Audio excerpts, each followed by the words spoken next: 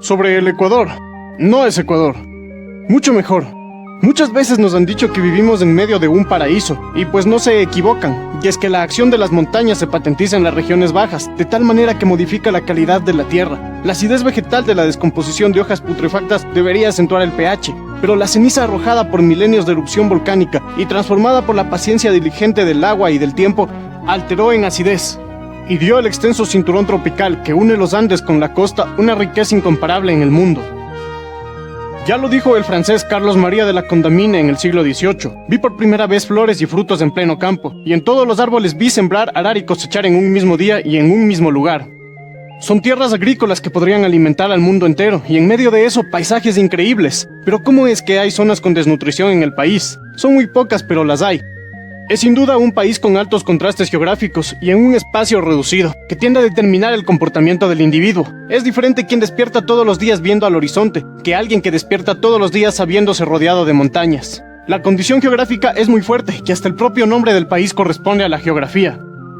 Y unificar todo esto en una sola identidad ha sido el reto eterno. El Ecuador y su historia son el drama de la geografía versus el ser humano.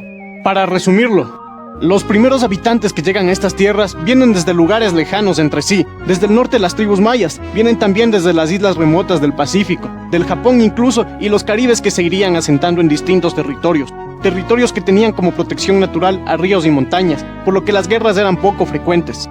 Hasta que llegan dos conquistas imperiales en menos de 100 años. Incas y castellanos, imperios que dominaron, pero que a su vez dieron unidad, y a pesar de la influencia castellana y quechua, estas antiguas culturas atesoraron sus tradiciones y lograron establecerse como núcleos económicos. Y actualmente llegaron a una unidad política. Hoy poseen industrias alimentarias, de textiles y hasta un sistema financiero de cooperativas. E incluso en Tungurahua hay un equipo de fútbol financiado por una de estas cooperativas, aunque aún son muy notorias las diferencias. Por ejemplo, entre el exitoso empresario de Otavalo o de Tungurahua y el aún pobre campesino de Chimborazo. No podemos decir que el mestizaje vino con la conquista. Estas tierras ya habían recibido poblaciones de diversos lugares, pero como sea, los incas iniciaron con la unificación y España la continuó hasta 3 siglos después. Y producto de esta unificación, nuevas identidades entre regiones empiezan a nacer y el drama de la geografía sigue latente. No creas que el regionalismo es algo reciente. Quizás el primer autor que deja constancia escrita de este fenómeno es el guayaquileño Juan Bautista Aguirre, que en 1750 escribe acerca de los defectos de los quiteños. Dice que son chismosos, hipócritas, doble cara, tacaños y traidores. Pero hay un contemporáneo de Aguirre y que es muy conocido. Eugenio Espejo escribe también improperios contra los guayaquileños. Él dice que son violentos, bárbaros, orgullosos y les acusa de poco intelecto. Y al haber permanecido 3 siglos de estos territorios bajo una misma unidad política, las diferencias regionales eran toleradas, hasta que llegó un punto en que se hicieron insoportables. Una vez llegada la independencia. Como dice el historiador Juan Mayhuachca, la emancipación fue solamente la decisión de las élites, y una vez desintegrada la Colombia de Bolívar, la unión de las 3 regiones del país en ese entonces, Quito, Guayaquil y Cuenca, solo se dio por un pacto de conveniencia. Y una vez configurado así un país, las cosas no pueden salir sino mal. Las diferencias regionales se sostuvieron con las armas, y para 1859 habían 4 gobiernos paralelos en el país, uno en Quito, otro en Cuenca, también en Guayaquil y Loja. El país estaba a punto de dividirse por los intereses de diferentes oligarquías. Apareció entonces un caudillo que logró unificar con mano de hierro la república y gobernó con el mismo temple. Propuso modernizar un país que ya había marcado su regionalismo con sangre, y abrió carreteras, también construyó los primeros tramos del tren para unir al país. Pero le mataron, y no por un lío de faldas. No simplifiques de esa manera los hechos políticos. Una vez caído el proyecto de unidad nacional, llegaría de nuevo el desorden y el caos. 8 años después, para 1883 el país estaba dividido de nuevo en 3 gobiernos paralelos, producto de la corrupción de otro caudillo, Ignacio de Ventimilla, quien abandona el gobierno en realidad. A la final fue su sobrina Marieta, quien con pistola en mano amedrentó a las tropas para defender el poder de su tío, que abandonaba el palacio. Llegaría en ese tiempo otro caudillo, sí, otra vez, decidido a refundar el país para integrarlo en uno solo. Se trata de Alfaro, militar y empresario, que a pesar de que en el país era ya irremediable emprender con desarrollo tecnológico propio, tuvo una buena iniciativa e intentó atraer a los capitales extranjeros para ver si el país podía salir adelante con industria de fuera. También fue asesinado por conflictos políticos y fueron sus propios compañeros. Aquí nos detenemos para dar una pequeña mirada a lo difícil que era llegar al Ecuador antes de abrirse el canal de Panamá. Porque imagina nada más lo que era cruzar las selvas de Panamá para llegar al Pacífico y embarcarte hasta Guayaquil, o bordear las selvas y montañas colombianas para llegar a Quito desde el norte. o incluso darle la vuelta al cono sur. El Ecuador estuvo exento de las masivas migraciones del siglo XIX debido a su incómoda posición geográfica.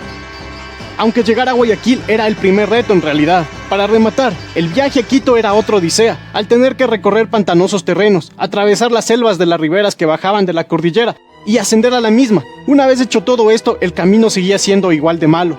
Era un viaje de 2 semanas. Una viajera austriaca que llega al Ecuador en 1854 nos lo relata. Subimos mucho tiempo, fue menester como la víspera trepar.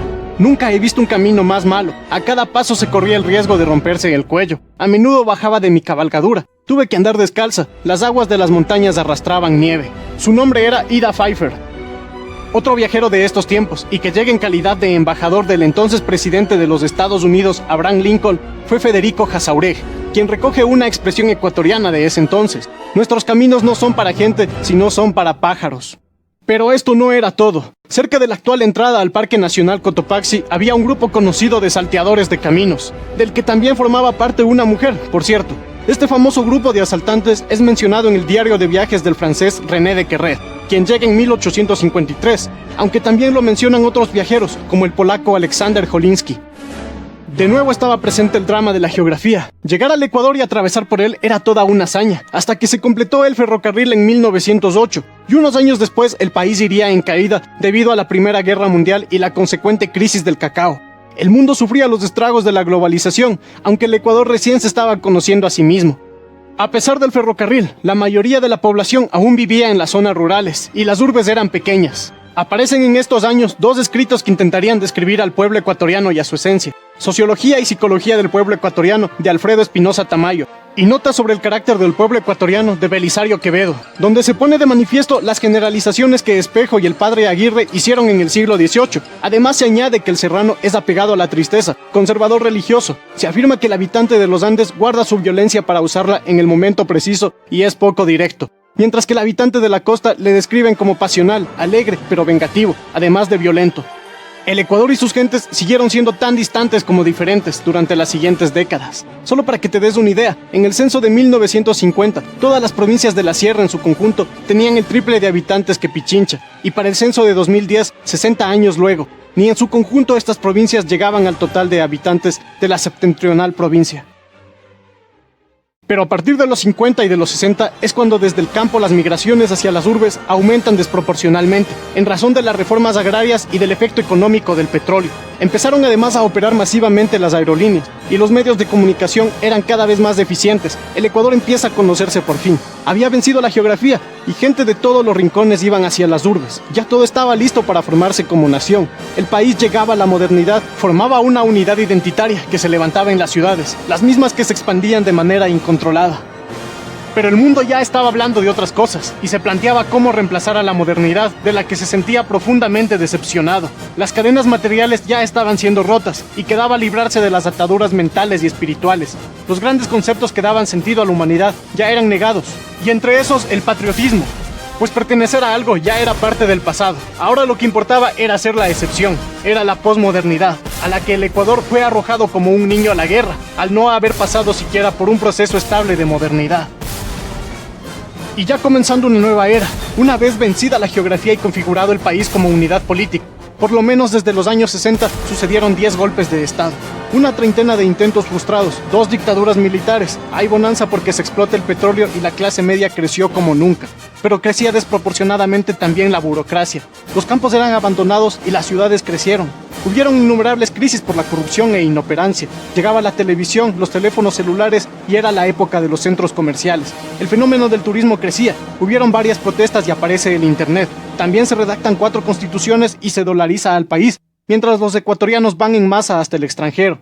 Llega otra bonanza también, producto de los recursos naturales, luego desaparece y los desastres naturales nunca faltaron.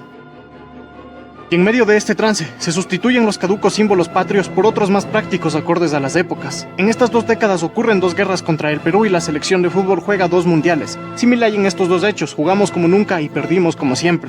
Esto hasta se volvió en una especie de eslogan para el país. Pasó todo esto, ¿y sabes algo? El Ecuador y su gente aún no se aceptan a sí mismos, aún sigue importando la condición regionalista de si eres de tal o cual ciudad, partido político o incluso equipo de fútbol. Aún se carga como una cruz el mestizaje y no se termina de aceptar la raíz indígena ni española. Aún se culpa de los males a la conquista o a la independencia, y pareciera que las formas determinadas por la geografía de cada región y que describieron Espejo y el padre Aguirre hace 200 años siguieran latentes. Pareciera una lucha interna de nunca acabar. El lingüista ecuatoriano Humberto Toscano nos dice algo clave sobre la identidad del país. Si los ecuatorianos no nos conocemos mejor a nosotros mismos, es porque no hemos sabido estudiarnos. Ruda tarea debe ser esta de conocerse a sí mismo, si el filósofo fincó en ella la base de todo saber. Es relativamente sencillo saber cuánto plátano, café o cacao produce cada región de la patria. Lo arduo es determinar lo que somos y lo que es el hombre de cada provincia. Hay que rescatar algo, y es que el Ecuador ante crisis y desastres naturales se ha sabido unir. Sin embargo, ante la abundancia y ante la bonanza, los habitantes se vuelven hostiles entre sí. Esta es la identidad esquizofrénica de la que hablaba el escritor Miguel Donoso Pareja. El viajero estadounidense Adrián Terry, que llega al país en 1830, nos llama por primera vez el país de la eterna primavera. ¿Y por qué citar a viajeros? Porque estos son los personajes quienes ven las cosas que están ocultas a nuestros ojos, que solo ven la cotidianidad. Y por cierto, absolutamente todos los viajeros que llegan al país, por lo menos en las crónicas del siglo XIX, resaltan la hospitalidad del ecuatoriano en todos sus rincones. Hasta hoy es muy frecuente la expresión, siga nomás, esta es su casa. Por ahí anda flotando una identidad. ¿Cómo continuaremos esta lucha ante la posmodernidad, que al parecer está a punto de terminarse? No lo sé, y quizás la respuesta esté dentro de cada uno. Muchas gracias por haber llegado al final de este video. Deja tu comentario y un me gusta, me ayudarías muchísimo. Dios mediante, hasta la próxima. 5 keen senses, 5